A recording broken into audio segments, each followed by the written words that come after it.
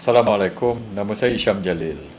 Hari ini saya ingin bincangkan berkenaan dengan isu KWSP. Mula-mula saya ingat isu ini dah selesai ya, sebab bila kita mengundi bila ahli-ahli parlimen, terutama ahli-ahli parlimen Barisan Nasional dan UMNO mengundi dalam Dewan Rakyat pada Khamis lepas untuk menyokong bajet 2021, sokongan kita itu atas syarat bahawa pengeluaran akaun satu daripada KWSP itu dapat dibenarkan dan dipermudahkan oleh pihak kerajaan dan KWSP dan moratorium. Tapi apa yang kita dapat selepas kita undi untuk sokong bajet 2021 pada Khamis lepas, tak sampai seminggu, semalam hari Rabu kita lihat kenyataan KWSP, apa yang kita minta itu dan apa yang dibuat oleh pihak KWSP dan kerajaan itu dia tidak sama dan lain dengan apa yang kita minta. Lain yang kita minta, yang dia buat itu berlainan. Kalau dalam bahasa orang sekarang kata barang order lain, barang sampainya lain. So sebab itu saya lihat rata-rata rakyat dan juga rata-rata orang UMNO dan Barisan Nasional tidak berpuas hati dengan hal ini. Saya dapat banyak soalan ya daripada orang yang hantar private message kepada saya melalui FB dan WhatsApp dan sebagainya, tanya kepada saya soalan-soalan. Ini ada satu daripada Cik Yasmin. Dia tanya satu, adakah UMNO berpuas hati dengan syarat bagi pencarum air sinar? Jawapan saya categorically, saya di dalam UMNO dan juga rata-rata saya lihat akaun undi tidak berpuas hati sebab apa yang kita minta dengan apa yang kita dapat ini berlainan, dan ini bukanlah apa yang kita bincangkan dengan pihak kerajaan dan apa yang kita bincangkan dalam parlimen itu kan, dan apa yang dijanjikan itu. So kita tidak berpuas hati. Pada kita seolah-olah ini mereka short change kita pula.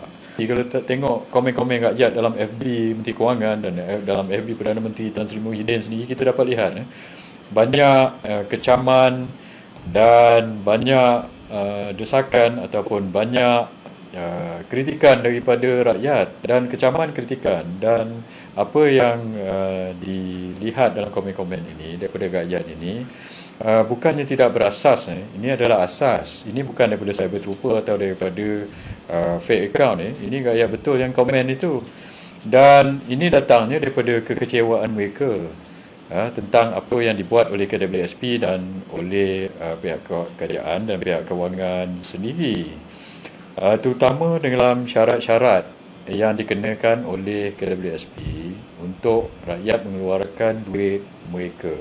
Saya lihat kenyataan yang dibagi oleh KWSP itu semalam, pertama dalam kategori 2 itu, dan ditetapkan di situ untuk keluarkan untuk orang yang hilang pendapatan.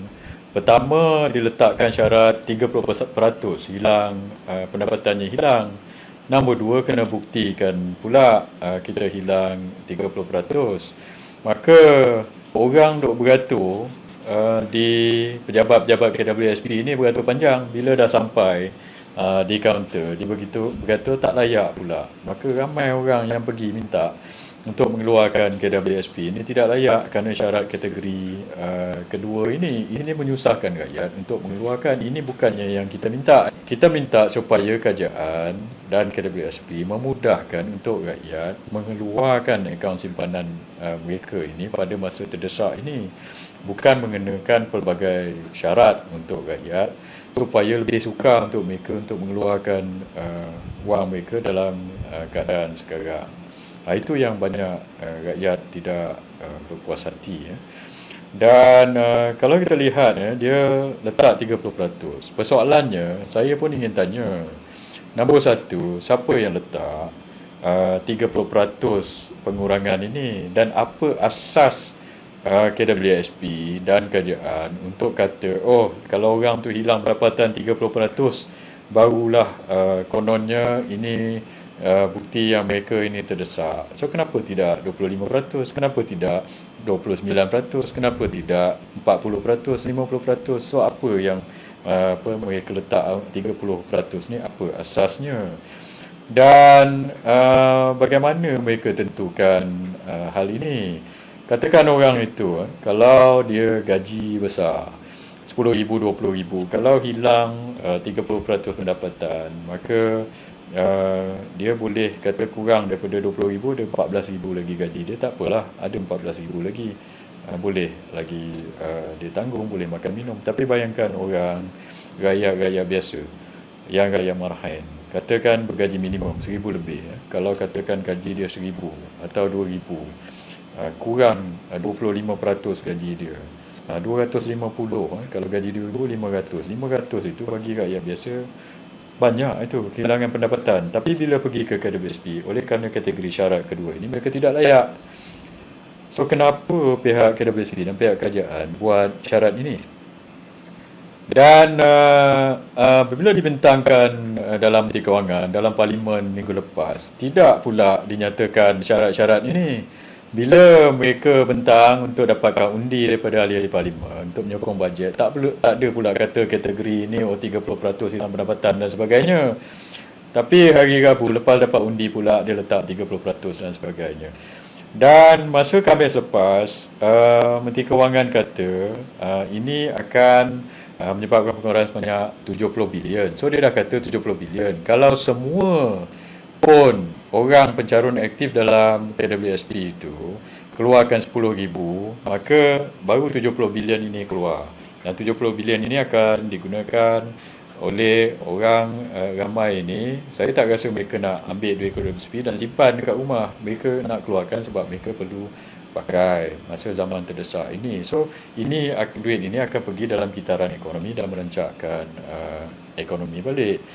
Tapi kalau dikenakan banyak-banyak syarat, 30%, kena letak bukti dan sebagainya, ini menyukarkan. Dan bila syarat ini diletakkan begitu, maka tak sampai 70 bilion akan dikeluarkan. Jumlah itu akan berkurangan lagi. Mungkin separuh, 35 bilion saja atau 20 bilion saja, sebab ramai orang yang tidak layak.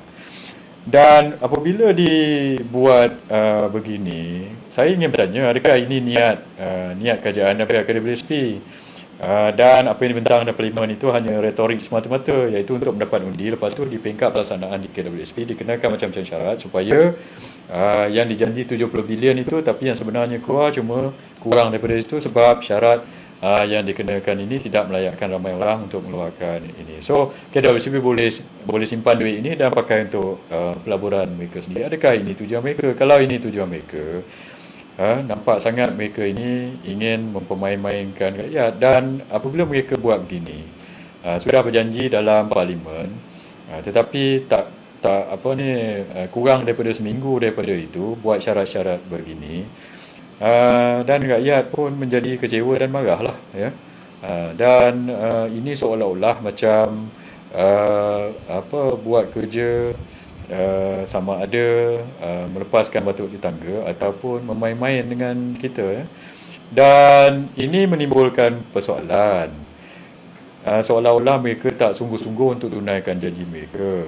Kalau mereka tidak bersungguh-sungguh untuk menunaikan permintaan rakyat, permintaan UMNO dan Barisan Nasional berkenaan dengan hal ini, kalau begitu, mengapa ahli-ahli Parlimen kita nak kena bersungguh dan bergia-gia untuk menyokong mereka?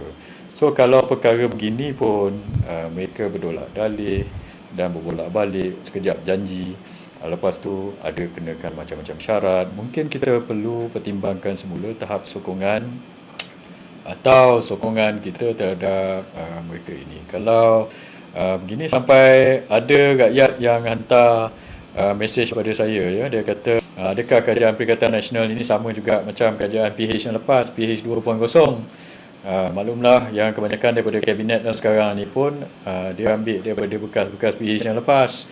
So mereka ini mentaliti dia sama, dan penasihat-penasihat dalam KWSP itu ada juga penasihat-penasihat Mahathir, Tun Mahathir Perdana Menteri yang lepas. So kenapa mereka ini ada lagi dalam itu dan beri nasihat-nasihat sebegini dan tidak menghiraukan permintaan rakyat dan permintaan kita. Dan satu lagi saya ingin kata, ini adalah tanda bahawa pembuat-pembuat dasar ini tidak sensitif dengan kesusahan rakyat, seperti mereka ini tidak in touch dengan lost touch dengan apa yang dihadapi oleh rakyat kini. Saya fahamlah kalau KWSP itu CEO dia ke apa ke yang buat menteri ke dan Perdana Menteri sendiri gaji berpuluh-puluh ribu, mungkin tak faham orang-orang biasa di bawah, orang yang bawa motor, dispatch dan sebagainya, kerja-kerja biasa ini kan, apa kesusahan mereka kalau mereka hilang pendapatan ini. Mungkin mereka tidak pernah merasa. Tapi kalau pembuat dasar tidak in touch dengan kesusahan rakyat, inilah yang berlaku. Mereka tidak faham. Dan perlu ditekankan, ini bukannya duit kerajaan, bukannya duit KWSP, ini duit rakyat.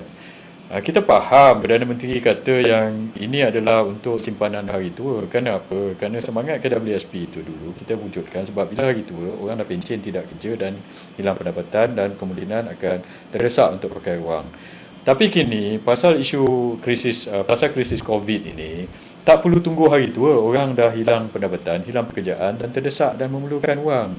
So tidak perlu suruh mereka tunggu hari tua untuk memberi mereka mengeluarkan duit mereka sendiri. Dan ada soalan lain daripada ini, mengatakan adakah syarat-syarat ini tuan percaya yang ia boleh membantu 8 juta ahli yang layak seperti yang diperkatakan KWSP. Yang ini kalau katakan syarat-syarat itu tak ada, maka 8 juta ahli boleh keluarkan. Tetapi kalau ada syarat-syarat ini, maka inilah yang menjadikan syarat kategori kedua tu menjadikan tidak sampai 8 juta orang yang layak. So akhirnya sikit aja orang yang layak, atau mungkin separuh atau sebahagian saja yang layak, dan kebanyakannya tidak layak. Dan orang-orang yang sangat tertekan tidak layak. Soalan lagi ada yang bertanya pada saya, adakah kenyataan Datuk Seri Najib bahawa pencarum perlu menunggu sehingga Februari buat pengeluaran, sedangkan sudah 5 bulan rakyat menunggu? Apa komen tuan?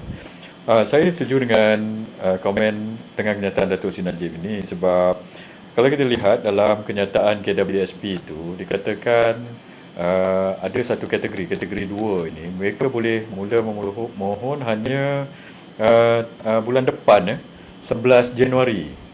11 Januari maksudnya sebulan lebih daripada sekarang.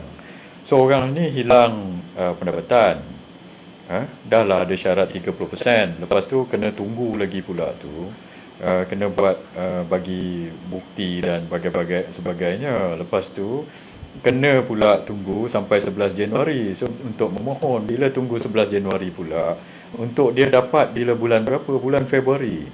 Bukan 5 bulan tunggu itu. Saya rasa lebih daripada itu, sebab COVID-19 krisis ni daripada bulan 2 tahun lepas. Kalau mereka nak dapat duit bulan 2 tahun depan, so maksudnya sudah setahun mereka tunggu. Sebab itu saya cadangkan supaya nombor 1, KWSP jangan letak macam-macam syarat untuk menyukarkan rakyat untuk keluarkan duit mereka ini sendiri. Nombor 2 ialah percepatkan pengeluaran. Kalau kita letak tarikh sampai bulan depan pula baru boleh ni, lepas itu nak dapat duit itu tunggu pula lagi beberapa minggu, lepas tu sebulan. Ini akan menyukarkan